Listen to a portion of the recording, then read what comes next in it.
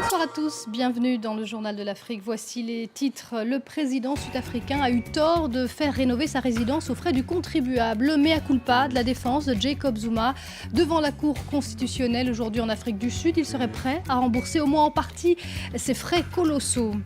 Candidat à la présidentielle, le général Mokoko accueilli à coups de pierre et de gaz lacrymogène à son retour à Brazzaville. C'est ce qu'affirme l'ancien chef de la mission africaine en Centrafrique qui s'est déclaré candidat face à son ancien mentor, le président sortant Denis Sassou Nguesso. Il dénonce, je cite, une tentative d'intimidation du pouvoir.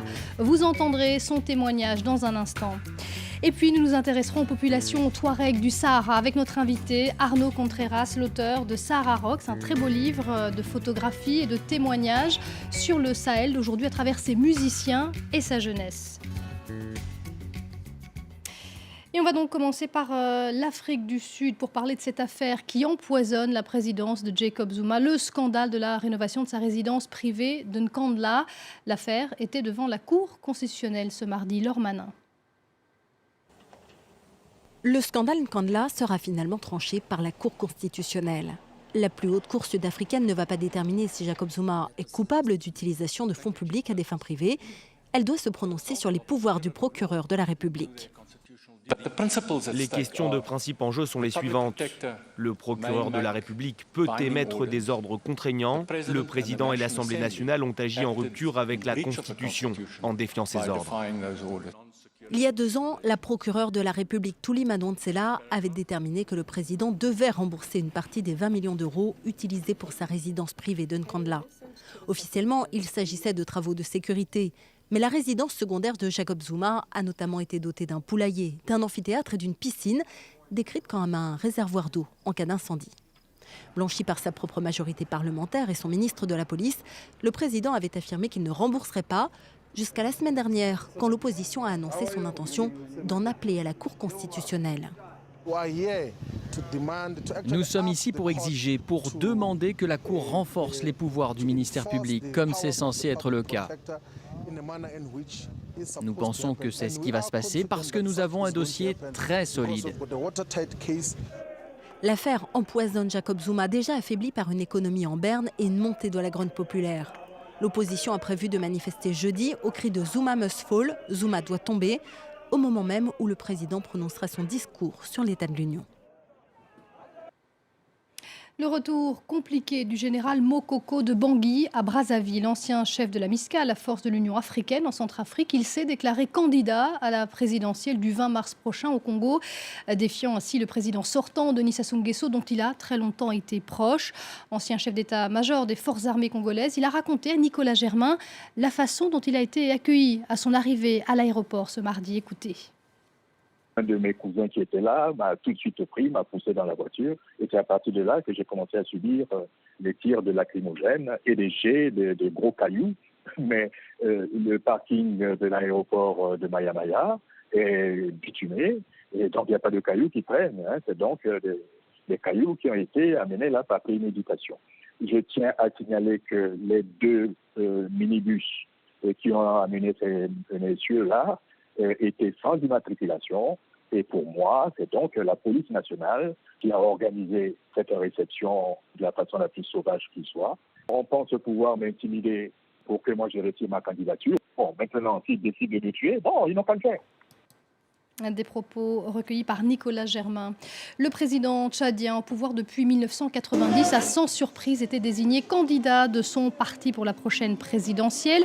Ce qui est plus surprenant, c'est l'appel d'Idriss Déby à un changement de la Constitution pour limiter le nombre de mandats présidentiels, mais aussi en vue de faire du Tchad un État fédéral. Écoutez. N'ayons pas peur des mots, ni des expressions. Je crois que nous pourrons sérieusement, je dis bien sérieusement, envisager de tendre vers un système du type fédéral pour mieux responsabiliser les citoyens et améliorer le fonctionnement des services publics. La fédération n'est pas une bavière de Yorongar. La fédération choix du peuple. Des propos recueillis par Jancé Urbain N'Djamena. Au Ghana, à présent, un député de l'opposition a trouvé la mort dans des circonstances encore non élucidées. Joseph Boakie Danka a été poignardé à son domicile d'Accra, la capitale. Plusieurs députés se sont rendus à son domicile pour lui rendre un dernier hommage, appelant à la vigilance. 5 personnes ont été interpellées et entendues par la police, mais pour l'instant, rien n'indique qu'il s'agisse d'un crime politique.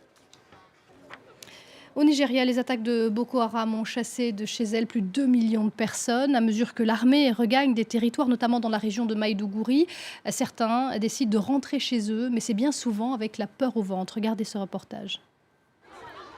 L'histoire de Bitrus est l'une des rares à bien se terminer. Bitrus a retrouvé sa femme dans l'un des nombreux camps de déplacés de Maïdougouri, heureux qu'elle ait survécu à Boko Haram. Plusieurs mois plus tard, ils vivent toujours avec leurs jumelles dans ce camp. Et il reste hors de question pour eux de retourner chez eux à Baga, à l'extrême nord du Nigeria. Si aucune mesure n'est prise, comment je peux rentrer? Pourquoi me jeter dans la gueule du loup? C'est seulement une fois que Baga sera sécurisé et que tout sera rentré dans l'ordre qu'on pourra y retourner. Maisons brûlées et pillées, bétail volé, les déplacés de Boko Haram ont tout laissé derrière eux pour se réfugier à Maïdougouri. Dans ce camp, certains sont passés dans leur village récemment, dans l'espoir de s'y réinstaller. Ils sont revenus en découvrant l'étendue des dégâts et de l'insécurité. Boko Haram est dans mon village. Les habitants ont fui, mon enfant a fui, mais mon mari a été tué. Si on rentre et les insurgés sont partout, comment allons-nous faire? Notre village est envahi par Boko Haram. Le président nigérian a assuré que Boko Haram était techniquement vaincu, mais de nombreux territoires sont encore à la merci des insurgés. La reconquête par l'armée risque encore d'être longue, retardant la reconstruction des villes et villages assiégés. Pour de nombreux déplacés, la seule solution est de rester dans les camps. La situation dans le nord du Mali reste préoccupante à l'heure de la mise en œuvre d'un accord de paix dont les effets tardent à se faire sentir pour les populations civiles. Hélène Clark, l'administrative du PNUD en visite au Mali, rappelle les défis qui sont encore nombreux pour cette région marginalisée. Écoutez. On parle ici de la partie la plus pauvre du Mali, dans le nord du pays. Les conditions économiques et sociales ne permettent pas de consolider la paix. Mais pour ce qui est positif, les signataires de l'accord de paix ne se battent pas. Mais clairement, il y a d'autres acteurs qui provoquent le conflit. Pour aller de l'avant, il faut s'attaquer à la pauvreté, la marginalisation, le manque d'opportunités pour la jeunesse. Il faut également donner la possibilité aux autorités maliennes, à la police, à la gendarmerie, de défendre vraiment les Maliens. Des propos recueillis par François Rioué à Bamako. Et la situation du Nord Mali, on va continuer à en parler avec notre invité Arnaud Contreras. Bonsoir. Bonsoir. Vous êtes l'auteur de Sahara Rocks, un très beau livre de photographies et de témoignages qui concerne donc toute cette région du Sahara, pas seulement le Nord Mali, mais toute cette région habitée par des populations touareg. Et vous donnez la parole, vous laissez donner la parole à des musiciens venus donc, de toute cette région, de la Mauritanie à la Libye, en passant par l'Algérie, le Mali ou encore le Niger. Tout d'abord, Arnaud Contreras, pourquoi ce choix de donner la parole à des musiciens pour parler de cette région? Alors à des musiciens, pas uniquement touareg, aussi arabes, sangoïs, de différentes populations du désert, parce que c'est un moyen de parler du Sahara autrement. C'est un moyen de parler du Sahara qui est bien ancré en 2016, un Sahara au XXIe siècle et pas uniquement un Sahara tel qu'on peut l'imaginer dans les livres anciens, un Sahara imaginaire.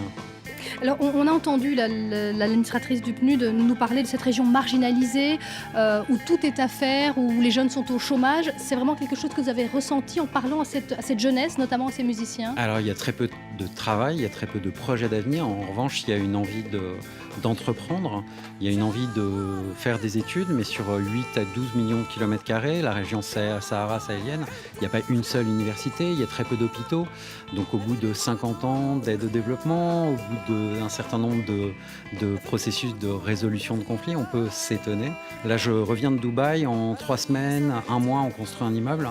Je m'étonne de voir qu'on n'arrive pas en 50 ans à construire une université et les structures qui permettent d'accéder à un emploi ou au moins de rêver à un avenir pour cette jeunesse saharienne. Et d'ailleurs, quand on parle du Sahel en général, il y a un mot qui revient souvent, c'est otage, mais nous, on va dire, on pense souvent aux otages occidentaux, mais eux aussi, on le voit souvent dans leurs mots à eux, ils se sentent pris en otage eux aussi.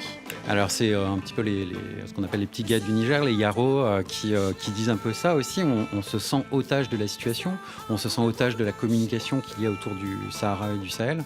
Il y a un artiste qui s'appelle Kelassouf qui sort son album en ce moment et qui a déclaré hier à Bruxelles une très belle phrase. Il a dit on veut étouffer le bruit des missiles avec le son des guitares. Et les guitares, les musiciens, que ce soit Tinariwen, que ce soit Bambino, tous ces musiciens sont porteurs des messages d'une jeunesse, pas uniquement Touareg, vraiment de différentes populations sahariennes qui rêvent d'un avenir meilleur, qui sont une fois de plus ancrés en 2016 et non pas en 1916. Alors ils rêvent d'un avenir meilleur et c'est vrai qu'à la fin d'Olive, vous leur donnez à chacun la parole en leur demandant comment ils envisagent le Sahara dans 20 ans. Et vous qui avez parcouru cette région pendant plus de 15 ans, comment vous voyez dans 20 ans cette région ? Alors je suis un petit peu pessimiste sur la géopolitique actuelle, il faut être franc, parce que on est quand même dans un moment assez critique au Sahara. J'aime beaucoup la prise de parole de ces jeunes qui ont entre 20 et 35 ans et qui nous annoncent que le Sahara risque de devenir un lieu important d'un point de vue culturel, qui risque aussi d'être un lieu central pour la géopolitique, parce qu'il faut compter avec le Sahara et le Sahel dans les années à venir, et notamment sur les jeunes entrepreneurs du Sahara et du Sahel. Effectivement, un très beau livre, en tout cas, que je conseille à tout le monde, Sahara Rocks. Vous n'êtes pas angéliste non plus, vous parlez également la responsabilité de certains leaders. Je vous propose qu'on se quitte en musique avec l'un des groupes les plus connus, sans doute, qui avait été récompensé aux Grammy Awards. On va se quitter en musique avec Tinariwen. Merci Arnaud Cantera. Merci.